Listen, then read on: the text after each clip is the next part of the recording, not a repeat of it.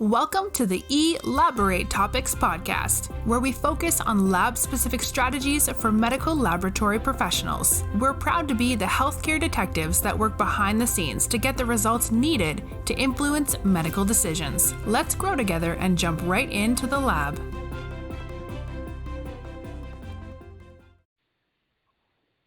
Hi, friends. Welcome back to another episode of Elaborate Topics. I'm your host for today's show, Stephanie Whitehead. Thank you for tuning in, and if you're tuning in for the first time, I'm your podcasting executive laboratory leader and co-host for the Elaborate Topics podcast. Elaborate Topics is a weekly podcast where myself or my co-host, or all of us, are bringing you topics related to the laboratory and leadership to help you excel inside and outside the laboratory. And I'm super excited for today's show because we have a very special topic for you guys. Called Managing Across Generations in the Laboratory. And here to help me talk about that topic with you guys is Ms. Christina Hampton. Thank you for joining me. Oh, thank you so much for having me, Stephanie. I've listened to your podcast, and it's really a pleasure. Well, thank you. Thank you for listening in, and thank you for coming on the show. We're excited to get into this conversation, but before we do, why don't you introduce yourself to the guests and tell us a little bit about your background and your laboratory journey. So I am currently an administrative director at a hospital in Westchester County, New York, and I got here, I've loved the laboratory from the minute I learned about it. I think I was very young. I had my first chemistry set in first grade, and then I got my microscope in second grade, and then I started learning about DNA, and I just fell in love.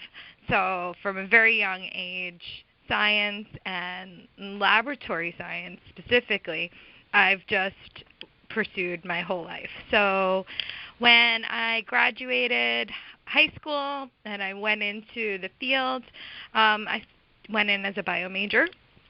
I did not know about medical technology or clinical lab science. That none of those programs were ever publicized or brought to my attention. So I went through my track as a bio major. And in college, I needed, probably around my junior year, I needed to start working and getting some income. So I called every laboratory under the sun to see if they would hire me, and finally a laboratory hired me. I think my starting pay was $9 an hour as a lab assistant, and I was able to learn genetics. So I think on the interview they said, "Oh, do you know fish?" And I was like, "Sure, I could feed fish, no problem." And that wasn't the fish they were talking about. They were talking about fluorescent in situ hybridization, and I had no clue what that was. So I learned cytogenetics. I started there. I was there until I graduated, and then I moved over into a company in New York City, which is Genzyme, and I was there for 6 years. During that time, I started looking outside of genetics and trying to see what other opportunities there were, just because I wanted flexibility and I wanted to be able to have some sort of job security, and the field was very small and I wanted to expand my scope. So I started applying, and I got a position to start a clinical laboratory, from CLIA application all the way to full accreditation. And I did that within a year, and during that year I had to read tons of books on medical technology because I didn't know you had to spin an SST tube, since most of what I had worked with was fluids, bone marrows, or whole blood. So that was a whole different ball game for me. And then I moved on to a larger laboratory and learned more technology there and started really managing people there on the night shift, and then growing my scope to where I am today. Wow, you've got a very vast and diverse laboratory background, so congratulations on all your accomplishments. Thank you. And today we're going to talk about a topic that you actually approached me with, which is managing employees from different generations in the laboratory.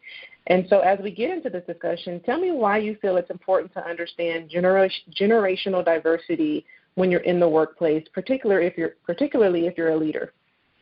So I became a leader very, very early on. I think I started as the night shift operations manager at night, and I was 37 years old, or 27 years old, sorry. I was 27 years old, and so majority of the people that I had managed were much older than me. I was probably the youngest person in the building at times, if not definitely the youngest manager. And so I struggled a lot with managing people, learning appropriate soft skills, not being coached to learn how to manage people at all times. And then I made a lot of mistakes along my management career.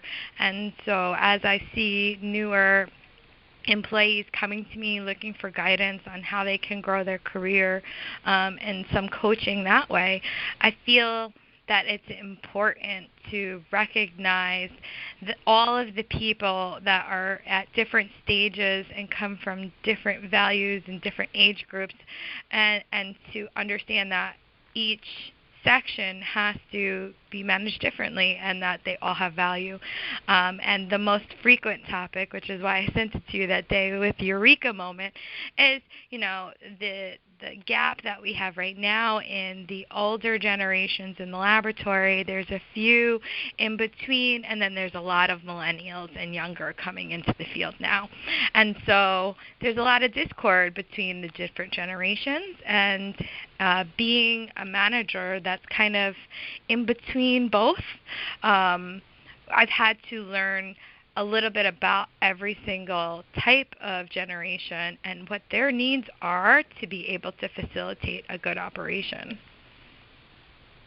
So me and you have a similar background, because I got my first position in a leadership role when I was 25 years old. And it was, just like you said, it was very difficult because many of the people that I was managing or leading were older than me. They had more years of experience than I did.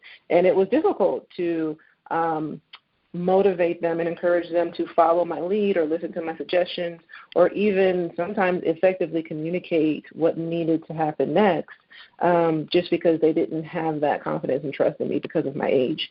And sometimes vice versa. It was hard for me to kind of break down the barriers and get around some of my own personal stereotypes because we weren't communicating well. So it did take a while for me also to understand how to effectively lead and guide, motivate, manage across different generations, because exactly what you said, as you age and as you're in different age groups, you're in different stages of life and different stages of what matters to you.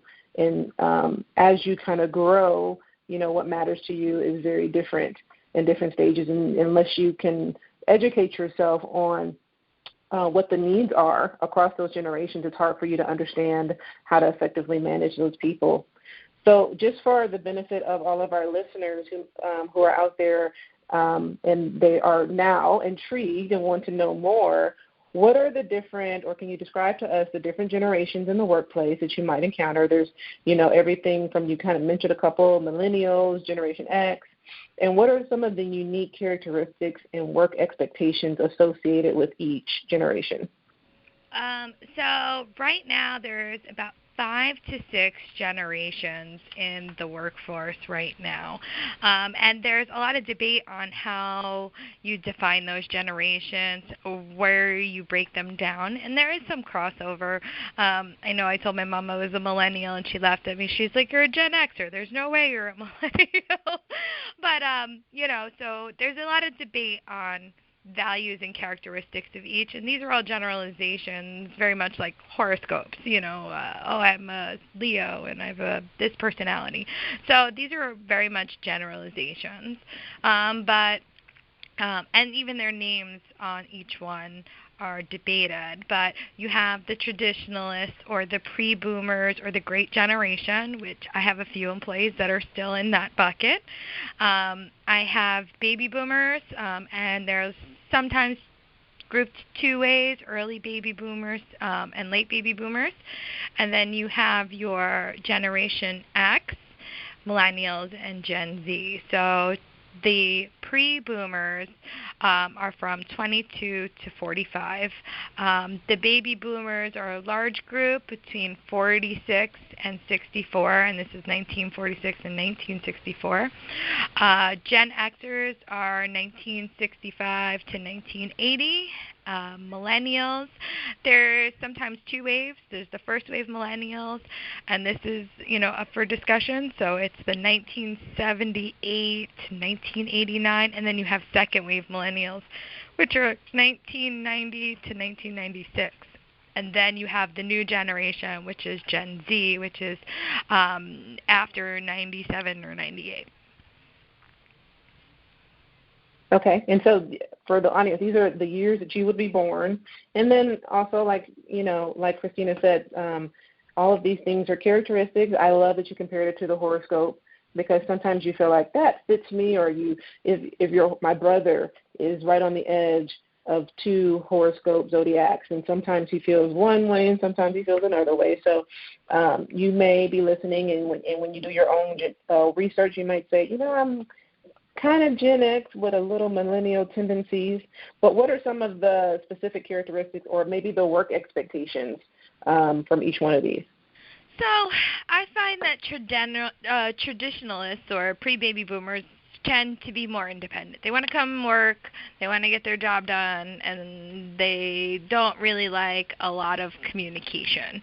I'll frequently touch base with some of the traditionalists that I've worked with, and I'm like, how's it going? And they're like, fine. And so breaking down communication with them, you really tend to have to engage them, because a lot of times they feel like people don't want to hear their opinion, or they tend to work independently and they don't really engage or share much. So some of the ways that I really engage traditionalists is asking them about their understanding. They have been in the workforce, in the laboratory for years. They've seen everything prior to automation and manual and timers and mouth pipetting and tasting urine for glucose measurements and things like that. And they've experienced all of that, plus all the growth of where we are now with automation and technology. So a lot of the times when I'm looking at a workflow or a work process, I engage them on how they feel, what they're doing, and what their input is based on their experience. Because they do have a lot of experience, they're just not forthcoming in providing that information. They very much. I always find it so. I didn't mean to interrupt. I always find it so interesting when sometimes I talk to people in this age group, and they have the stories from back in the day. Like I have some employees that actually remember when they were allowed to smoke in the laboratory. Mm-hmm. And I have another employee that remembers because the hospital I work for now is attached to a university, and they have a school for health. So they remember sheep being in the back and then bleeding the sheep to make their own sheep blood agar for micro. So it could be very interesting to hear some of the ways that laboratory medicine has advanced, even in one's lifetime. But go ahead, Christina. Sorry. Exactly. No. This is fun. So the traditionalists, when it comes to management, there's lots of viewpoints. The younger people are like, oh, they're slower, but they may be looking at things or working up things or understanding or processing things differently. And that has value, because just because I'm faster doesn't necessarily mean I'm better, right? And so understanding it as a manager and engaging the traditionalists with their experience. I was cleaning out the basement of the hospital, and there was a room there, and I found ledgers from the year I was born, handwritten ledgers on blood cultures and patient information. I brought it back to the lab with me, and I said, look at this. First of all, the handwriting is gorgeous. I've never seen such a thing. And then I showed it to one of the employees, and they're like, yeah, I did that one. And this is, the way that we used to log our results before all of those computers and things were in play, and how we track those results and trend them by patient, which was awesome for me to see.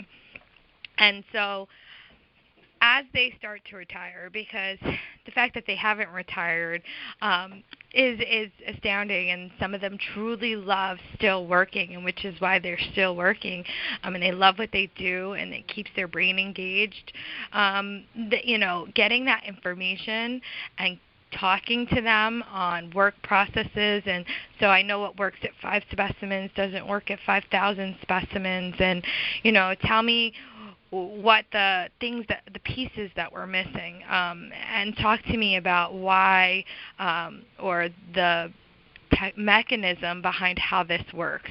And so really, as you start engaging them and showing them as a young manager that you value all of their experience, really does help across the board. It helps engage the traditionalists that really keep their head down. They don't, go outside of the hierarchy. It's the way that they've worked in the old way managing. You go through, your chain of command, and, you have a procedure and you follow that procedure, and that's your role. And if you're not in a management role, you really don't speak up. And things in the lab are changing. So, trying to get them to engage and participate in the processes and procedure reviews and things like that, so that we don't lose that valuable knowledge, was really a struggle. Because, you first go up to somebody and go, tell me why you're in the field, and tell me about how it used to be. And at first they get disrupted because they don't expect you to ask those questions as a young person, and making sure that you don't lose that knowledge and those skills and those values. The next group, for baby boomers, those are your people that, came into the field right out the gate, like those horses that came running. And we have a lot of baby boomers in our field, both in first and second wave. And I think this is where clinical laboratory technology and this group of people have really pushed the field forward. So they were really the drivers in innovation. They were the first ones to start looking at Coulter counters and things like that, and being able to watch the technology develop, and also watch, the manual intervention to get it there to where it is automated today. A lot of them had struggled during the recession in 2008. Their plans of retirement at 65, because the baby boomers are like, I'm retiring at 65 for most of their career, and things had changed, and they were affected by it.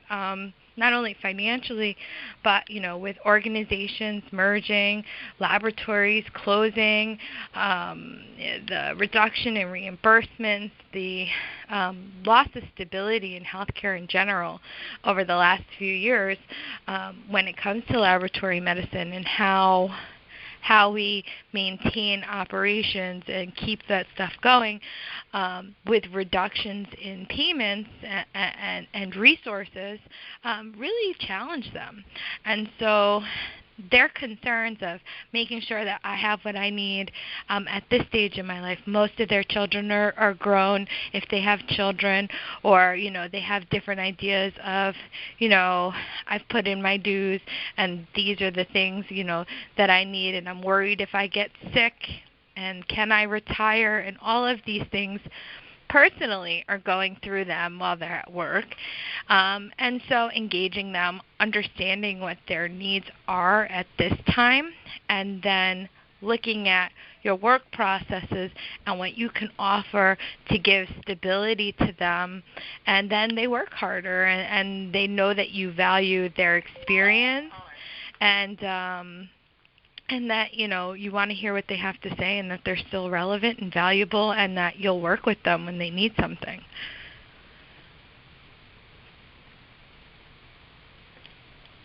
The next generation would be Generation X. And so I feel like the Zodiacs, that I really fall a lot in this. These are the Generation X's that are that sandwich generation where, they left with student loans. They have children that they're supporting. Very frequently, they'll support their parents at the same time, so they're kind of in the middle. So they have to balance a lot of responsibilities, and sometimes that can be distracting in the workplace, yet they want to grow their career so that they can still continue to support their family and get that satisfaction, that job satisfaction that they're really striving for. They were really the first ones to challenge the traditional management style of, this is the way it is and this is the procedure and you got to follow it. They started asking a lot of the questions. So those are the people that will challenge the situation and will say, why do we do it this way? And how do we do it this way? And how can we make this better? So those are your innovation generation people.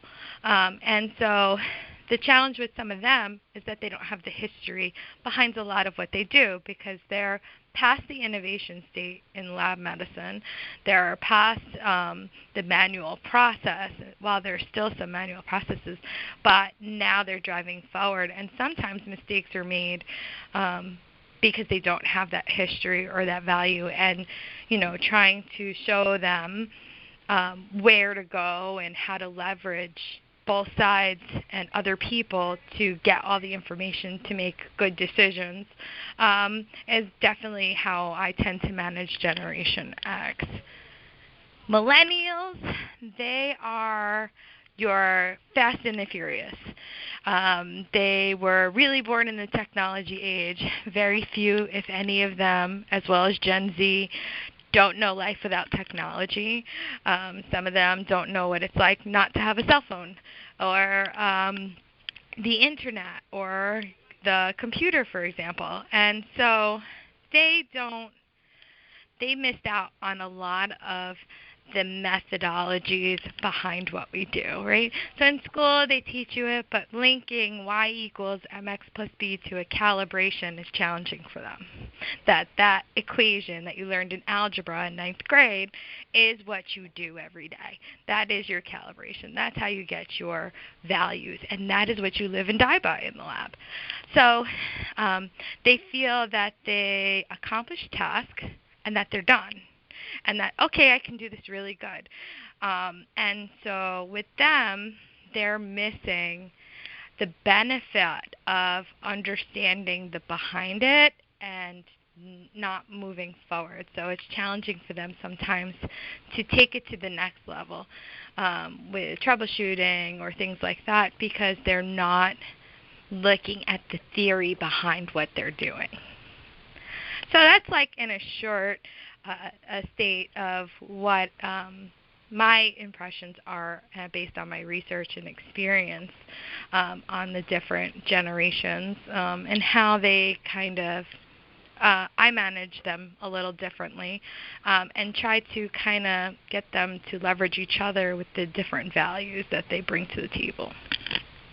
And it sounds like, just having that minimal understanding, that basic understanding of what everybody's vantage point is based on, like we said, what stage they are in life and when they were born and versus when they entered the laboratory field could be, to me, helpful in strengthening your team. It sounds like if we could all, really master the art of cross-generational mentoring. Some of our millennials might be super fast at doing a task and be able to assist some of the more experienced generations in their speed, but like you said, they may not. Just because you have speed doesn't mean you have accuracy or precision, or you even have the knowledge as to why, machines or things are functioning in that way. And so millennials can learn in reverse from those generations as to like the background and applying some of the things you learn in school or some of the things you study to get your certification to, what's really going on the job. And then, for me, what's really helped me, like I said, I entered the management field at a really young age like yourself, was basically continuously encouraging feedback. from all of my different employees. And like I said, just because you fall into one of these buckets doesn't mean you necessarily have those characteristics. So I want to have a basic understanding of, the majority of the people who might be in that age bracket, but that might not be you. So I don't want to stereotype a person. So just having one-on-ones and doing employee rounding and encouraging feedback, to me, was a really helpful management style. And I would give that tip to anybody out there listening, that rounding with your employees and really trying to get to know your employees, get to know what motivates them, get to know what encourages them to do better and what some of their future plans are and how you can help them succeed will help you across any of these generations. So I'd like to ask you, Christina, what are some of the management styles or tips that you use in your department as you're managing across some of these generations? So what really was a crossroad in my management style was I was doing really well operationally, checking all the boxes. Oh, I improved efficiency by 95%, and I did this by 100%, and our productivity has increased by 40%. And so on paper, I was doing really good. And then it came time for my review. And they said, while you're, accomplishing all your tasks, you do great presentations, you have data analysis, you're doing all the right things on paper, you really need to work on your communication. And so it was kind of left like that. And as a scientist, I'm a very analytic person. I think in numbers and graphs and charts. And so I had a hard time saying to myself, how do I fix this? And how do I understand it in the way that I think to make it better, right? So I started reading management books and reading all kinds of different authors and ideas, and I took a DISC test. I took a DISC personality test. I was like, that's an analytic-based system that I can try to see what my problem is. So I took a DISC personality test, and no surprise, I was dominant and cautious. I had no sensitive or intuitive at all. Like, that was just 100% zero. And so I reflected on myself a lot, and I had thought that I would personally try to change and get to know my employees and actually care about it, right? But you can't just walk up to somebody that go, hey, I need this done, and we'll be good, and then all of a sudden go and sit down and go, hey, how's it going? What's new? How's your family? So I wanted to approach my staff and let them know that I recognized I needed improvement. And that's a really hard thing to do, is to sit in front of your staff and make yourself vulnerable and say, I know I need work and I'm going to work on it and I need your help to fix it. But it went a long way, and I got a lot of good feedback on it. And I wasn't perfect, and I didn't change everything. But the perception from my staff, understanding that I know I'm not perfect and I need help to get there, really went a long way with all generations, honestly. Nobody likes a manager that just thinks they're right all the time, or, that doesn't admit their flaws. And so when I met with my staff members of all generations, majority of them commended me for admitting it and being vulnerable enough to say it to them. So that was huge. So that's how I overcame that perception of not being two-faced, right? You don't want to be the two-faced boss that 1 minute is, here, I need this done, and the next minute, fishing, because then it's not authentic. So I came across an author called Bruce Tulgan, and he very much, in plain words, easy to understand, had this series of management style books. And so I started reading It's Okay to Be the Boss, and how to be the boss, and how to manage every day, and how if you only manage by crises, or if you only manage by tasks, that it doesn't go anywhere with any generation. But he did a lot of work on generational changes, and it's not so much the year that you're born that dictates what kind of employee you are, but the year that you're born. And as you progress in life, that's where you're going to fall. So it's more like life stages. But these generations also come out with different values based on what they've had access to in their life experience. And so understanding that history is lost over time if it's not captured by the younger staff, and getting those younger staff members to engage those older staff members and do research is important. Some of the things that I benefited from not having a filtered education is I was reading history books that were no longer relevant, but that helped me link the history of the innovation to what's here, and forced me to think more critically about it. And so I try to share that I didn't have necessarily the dictated resources that the millennials and the Gen Zs and even some of the Gen Xs had. So I had to figure it out differently, and how that benefits everybody if you try to figure things out differently. I have a Punnett square of behavior and performance. So I do like my cross-pollination grid, and that's how I manage that way. And then I started reading other books like Bridging the Soft Skills Gap and what people need at different stages of their life. Things that are very personal books, but that help you engage your staff members. And as I started doing all of these reading and then talking, I started truly understanding that it's just not a numbers game. It's not. It's not about, what your productivities are or what your volume is. It's about something deeper than that.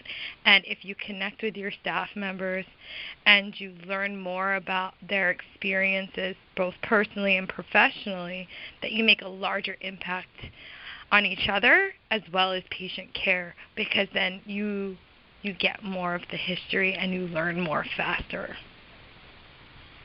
I love that you did so much in-depth research, and you did so much self-assessment, because I really think, as a leader, it's important that you continue to assess where you are so you understand, where your weaknesses are, and you can continue to improve on those.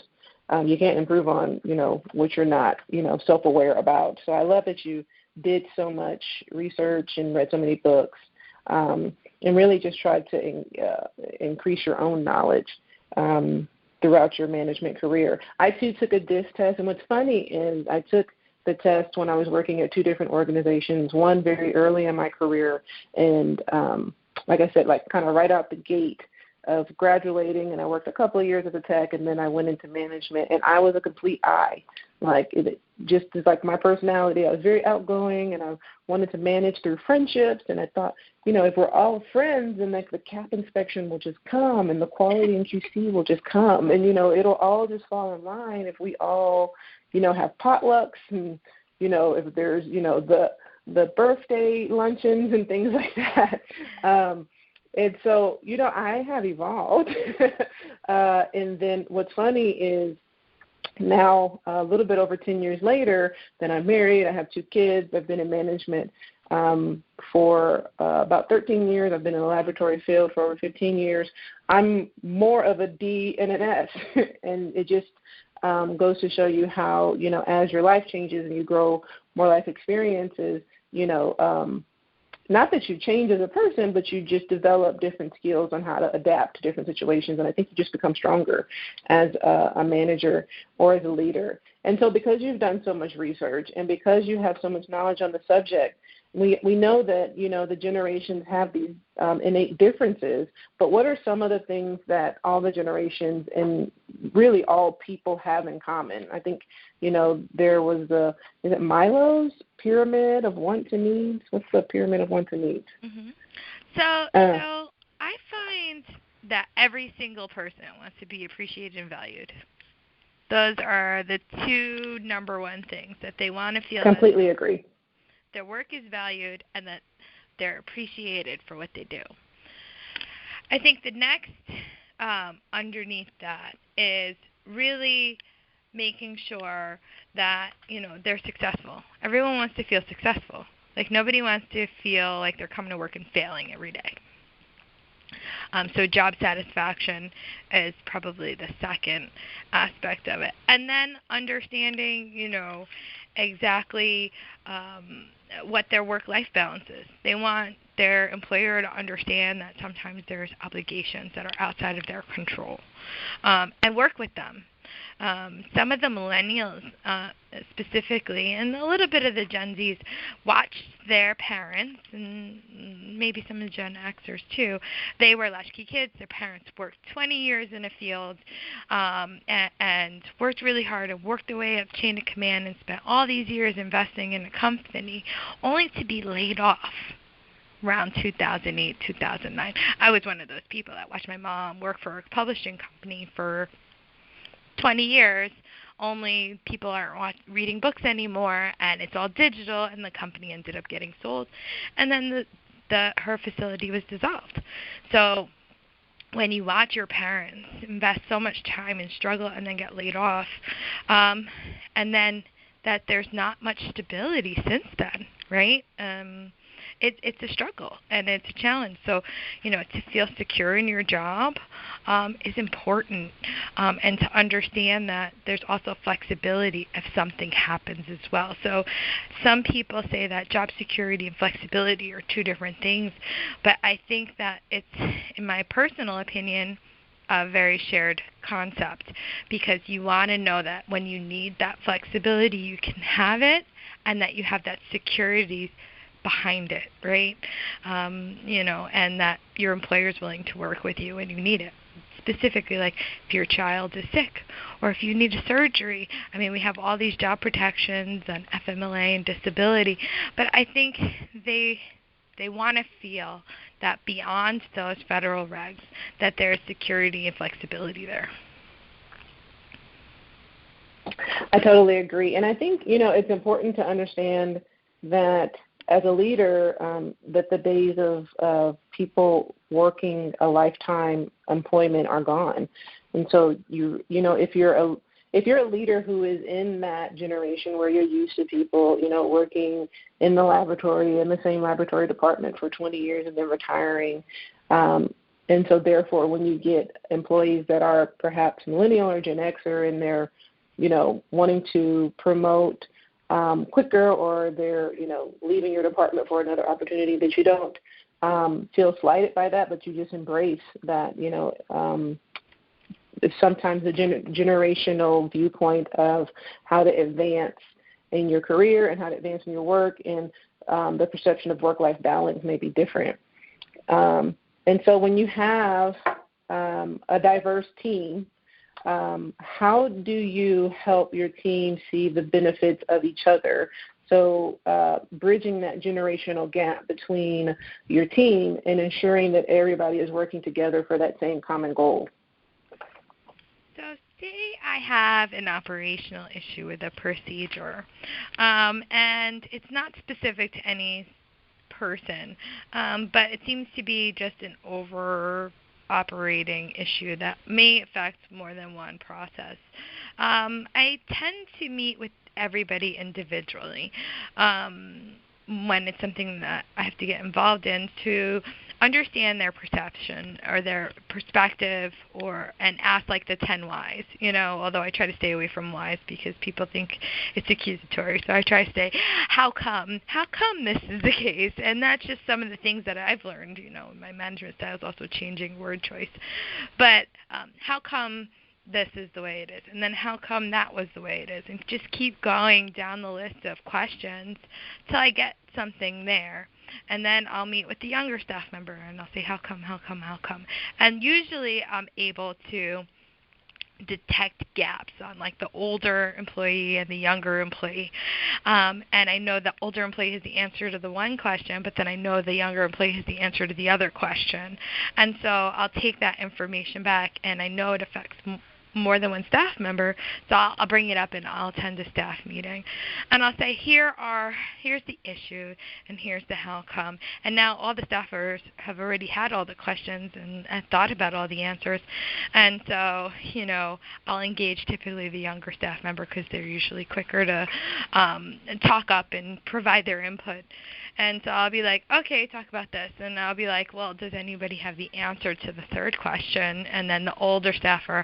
And so then it starts them in a question debate and it usually goes further than the issue itself and trickles into different questions that the younger staff member may have or different suggestions from the older staffer. And that starts the conversation.